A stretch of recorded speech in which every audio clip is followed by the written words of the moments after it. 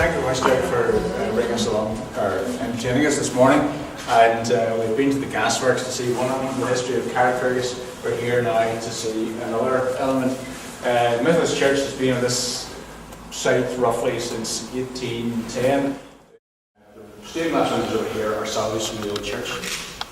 Again, reused and modified into the circular motif. And the cross at the top is made from timbers from the trusses of the old church. So we decided we would use pews up here, fixed pews. There's a bit of an issue. There's a lot of Methodist churches are given grant aid by what's called the Rank Trust, the entertainment people, but they're dead set against pews. So one reason why I have chairs on the ground floor is to comply with that. But when you have a step balcony, which is the best way to make a balcony to get the sidelines, you really have to have fixed seats, so you couldn't have loose chairs, people would be falling over and all the rest. Okay. Did you find anything interesting when you took the old church down? We had to have an archaeological survey of the site done as we were after the demolition. And as that was going on, the church had to pay for the archaeological survey, plus the time, plus the delays of the builder. So that was in excess of £30,000. So we weren't keen for them to find that much. Yeah. What they did find was that they confirmed what they expected about the route of not the town wall as you see it now, but the earlier that was coming through the site. And also be able to identify some of the walls that they speculated at the back were partially part of the town wall, were actually part of the Wesleyan chapel. We have underfloor heating on the ground floor, which is a bit of a departure. I wouldn't normally be that keen on underfloor heating, but here, with improved controls and improved insulation levels, it's worked quite well. And we put then up here under the pews, we have those large tubular pipes that are providing the heating up here, and the air tightness. We have an air tightness test to fulfill, and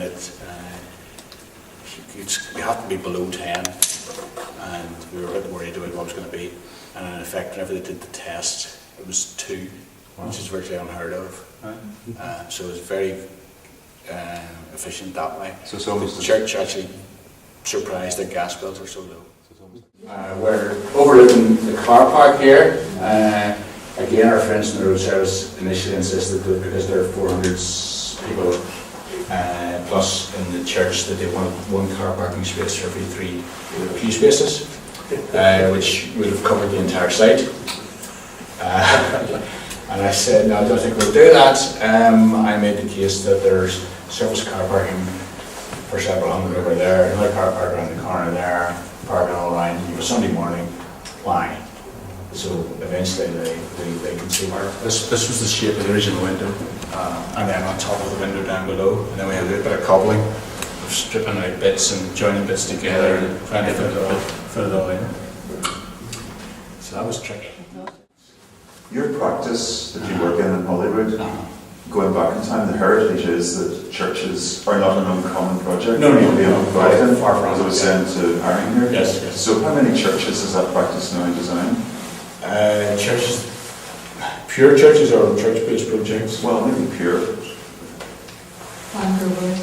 Oh no, there'd be dozens and dozens. So we're talking that many? So you're talking dozens, yeah. And I mean, church-based projects would be 100, 150. Really? Yeah. So church-based could include maybe a refurbishment of the existing church? Yes.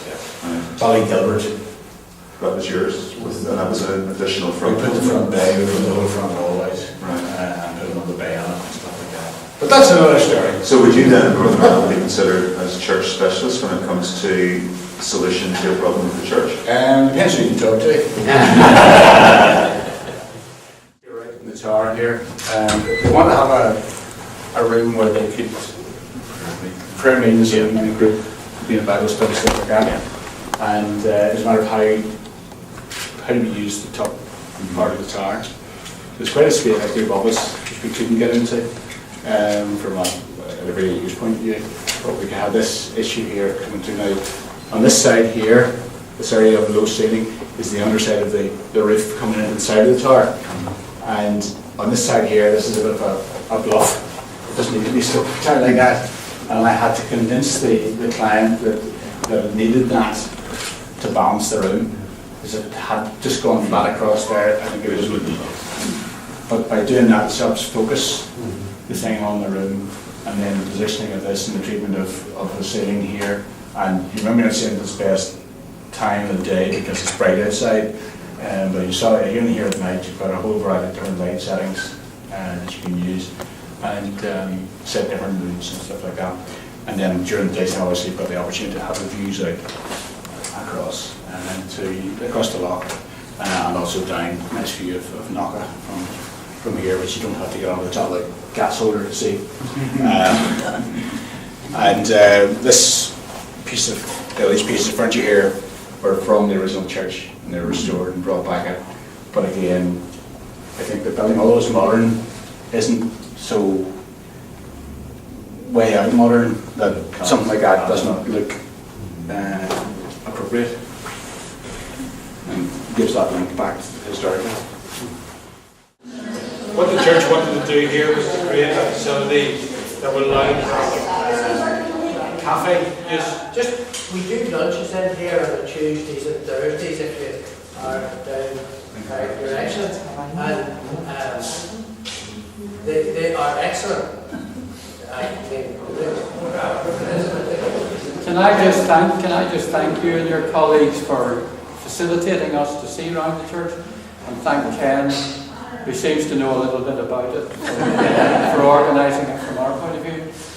You've indicated that you're arty people because you have this exhibition on, and you think we're arty people. So can I just mention the Donaghadee Camera Club? You can always steal it for us. I wondered where you were going. Well, thank you very much. We greatly appreciate